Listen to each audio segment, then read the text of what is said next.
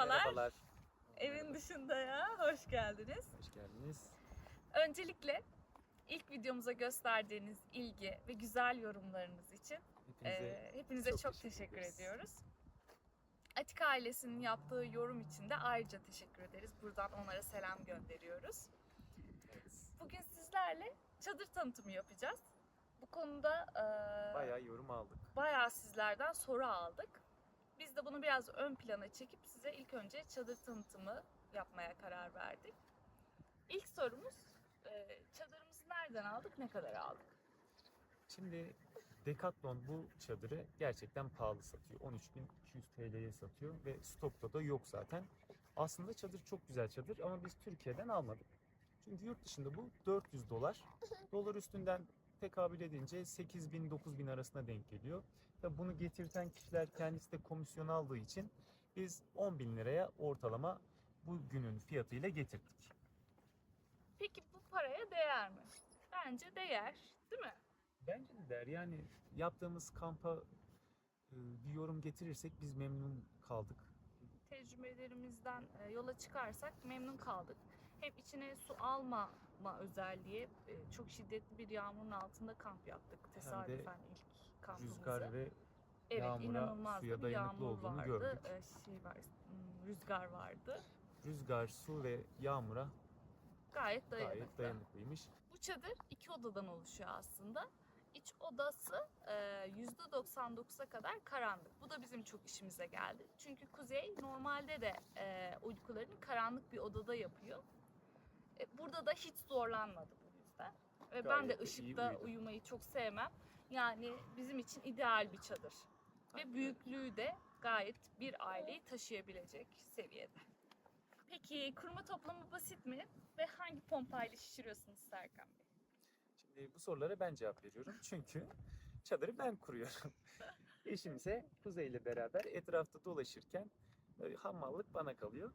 Aslında o kadar da büyük bir zorluğu yok şimdi için açıkçası.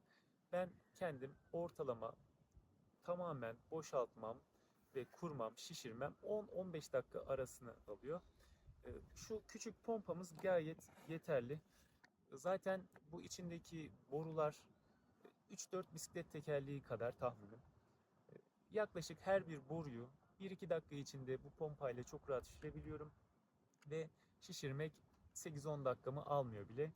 Geri kalan yerde çivileri çakmak, brandayı kurmak. O yüzden çok da zor değil. En küçük pompada işinizi görür yani. Aynı zamanda çocuk da durdurabiliyor gördüğünüz gibi. Şimdi bir de acaba içeri böcek giriyor mu, haşere giriyor mu, bir şey girer mi korkusu da sizde Soru da olabilir. evet bayağı gelmiş. Şimdi ben aslında çok da korkmuyorum hani küçük böceklerden ama eşim daha çok korkuyor. Onun da Evet, benim önceliğim buydu. bu soruyu cevaplaması daha doğru olur. Sence memnun musun? Nasıl? Şöylelikle modifiye yaptırmasaydım büyük ihtimalle hiç ama hiç memnun kalmazdım. Çünkü birazdan modifiyesiz halini de gösterelim sizlere. Altına branda yaptırmadığımız halini. Eğer altına branda yaptırmasaydık büyük ihtimalle içeriye kedi, kurbağa aklınıza, benim aklım bu konuda hayal gücüm çok geniş. Yılan Evet. bile girebilir yani. Yani Girenler vardır. girenler vardır illaki. O yüzden ben o konuda hiç memnun kalmamıştım. Bu yüzden de modifiye yaptırdık çadırımızın altına. Birazdan da bunu sizlerle gösterelim. Tabii Sizlere ki. gösterelim. Modifiye yaptırmadan önce ama bazı sorulara kendinizin cevap vermesi lazım. Çünkü öyle her şeyi bizim yaptırdığımızı yaptırmamalısınız. Evet, Hangi evet. mevsimde kalacaksınız, ne amaçla kullanacaksınız bu çok önemli. Yazın mı kullanacaksınız, kışın mı kullanacaksınız? Bunun cevabına göre bizim yaptırdığımız modifiyelerin hepsini yaptırmayın. Hangisi size göre geliyorsa onu yaptırın. Bu arada biz küçük ama büyümeye çabalayan ve bunun için çok istekli olan bir kanalız. Bu yüzden eğer videomuzu buraya kadar izlediyseniz bize destek amacıyla videoyu beğenip abone olmanız bizi çok mutlu edecektir. Şimdiden teşekkür ederiz. Hadi Şu anda biraz da yağmur başladı. Ama bir sorumuzu soralım. Peki bu çadır yazlık çadır mı, kışlık çadır mı? Şimdi bu çadır yazlık bir çadır. Ama küçük hareketlerle siz bunu ya kışlık çadır haline de getirebilirsiniz. Birazdan yaptırdıklarımızı görünce siz de hangi mevsim kullanacaksanız kendinize o modifiyelerden yaptırabilirsiniz. Hepsini yaptırmak zorunda değilsiniz. Evet, evet. İlk önce kendinize sorun. Kışlık çadır olarak mı kullanacaksınız? Yazlık çadır olarak mı kullanacaksınız? Yazlık için aslında çok bir şey yapmanıza gerek yok. Sadece böceklerden korkuyorsanız biraz sonra göstereceğimiz alt brandayı yaptırmanızı tavsiye ederiz. Yeterli. Aynen öyle. Ama kış için Ee, eksiği bayağı var. Evet, kış için eksiği bayağı var. Bunları birlikte neler yaptırdık peki biz? Şimdi çadırımızın orijinalinde kapının altında herhangi bir fermuar yok. Herhangi bir tül de yok. Bu da bizim çadırımıza her türlü hayvanın girmesini mümkün kılıyor. Öncelikle şöyle bakarsak çadırın kapı fermuarı şu köşede bitiyor. Köşede bittiği için şu alt taraftan içeri her türlü her şey girebilir. Peki çözüm ne? Branda zaten bunun hepsinin çözümü. Brandayı çektiğinizde hem yandaki boşlukları hem de çadırın kapının altındaki boşluğu kapatmış oluyorsunuz. Şimdi bu branda olmasaydı peki çadır kullanılabilir miydi? Tabii ki kullanılırdı. Ama şöyle bir şey, bu yine buralardan tamamen açık. Sadece kapıdan değil, bunun yanlarından, iç çadırın içi yanlardan boşluk olduğu için içeride bir yiyecek kokusu olduğunda her türlü hayvan yine girer. Buradaki fermuar olmasaydı kesinlikle şu aralardan girebilecek kadar boşluklar vardı. İçeriden de zaten gözüküyor o boşluklar. O yüzden kesinlikle yaptırmalısınız ve fermuarlı olmalı. Bu brandayı yaptırdıktan sonra zaten yaz için kullanacaksanız başka hiçbir şey yaptırmanıza gerek yok. Diğer bütün modifiyeler kışlık modifiyeleri. Bu brandayı yaptırınca tabii ki büyük bir sorunu çözüyorsunuz ama karşınıza başka büyük bir sorun daha çıkıyor. Ben bunu çözemedim.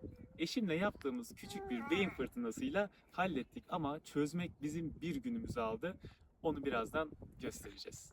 Eğer biz çadırı kış için kullanacaksak neler yaptırmalıyız? Öncelikle ısınma sorunu var. Nasıl ısınacağız? Tabii ki sobayla ya da işte başka aparatlarla.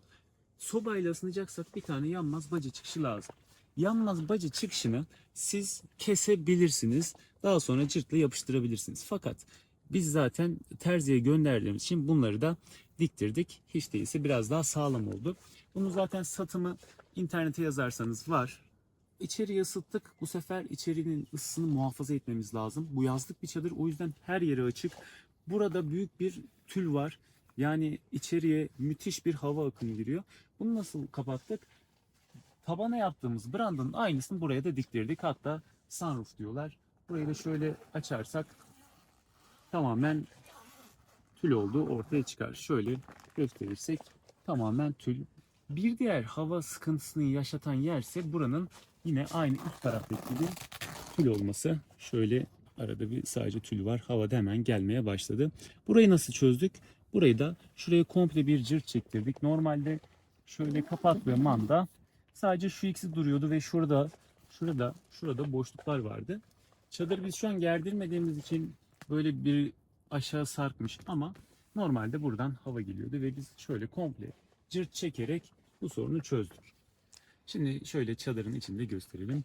Burada bir kapı var. Kapının içi tamamen tülle kaplı olduğu için herhangi bir sıkıntı yok. Havalandırma var. Yaz için harika. Önünü görebiliyorsun. Alt sıkıntıyı da çözerseniz bu iş zaten çözülmüş oluyor. Yanda bir havalandırma penceresi var yine.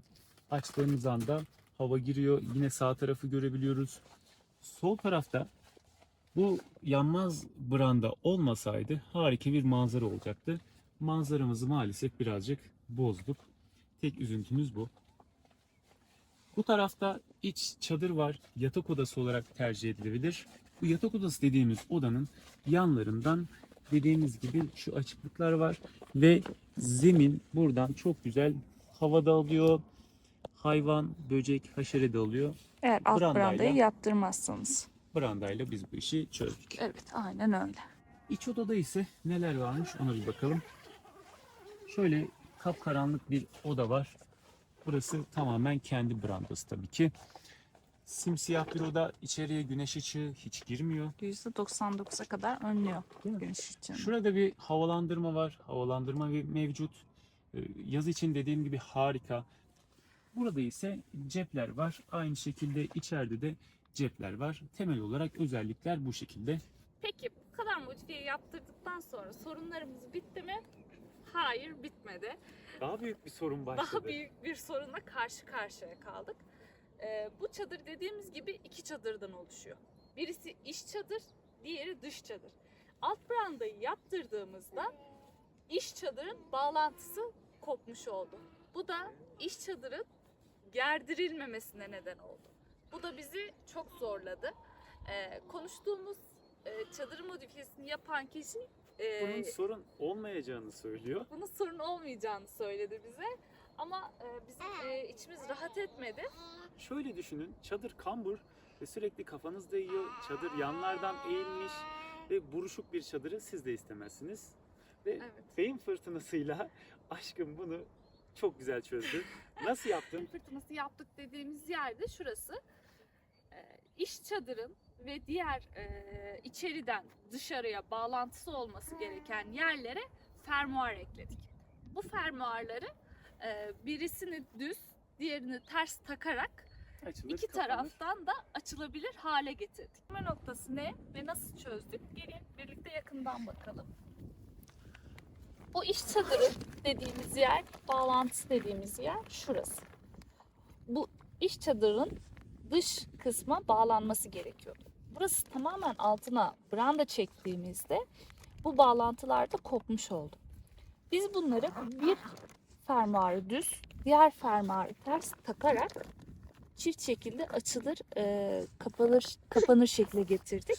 Ve burası açılır kapanır şekilde iç ve dış bağlantıyı sağlamış olduk. Sizlere sorduk Instagram hesabımızdan bir sonraki kampımız neresi olsun diye. Çoğunlukla cevap Hopa deniz kenarı çıktı. Bu yüzden bir sonraki videomuzda sizlerle bir deniz havası alacağız. Hopa'da Hopa'da görüşmek üzere. görüşmek üzere. Hadi anneciğim bay bay yap. Bye bye. Bay bay. Bize değil. Yapmadı.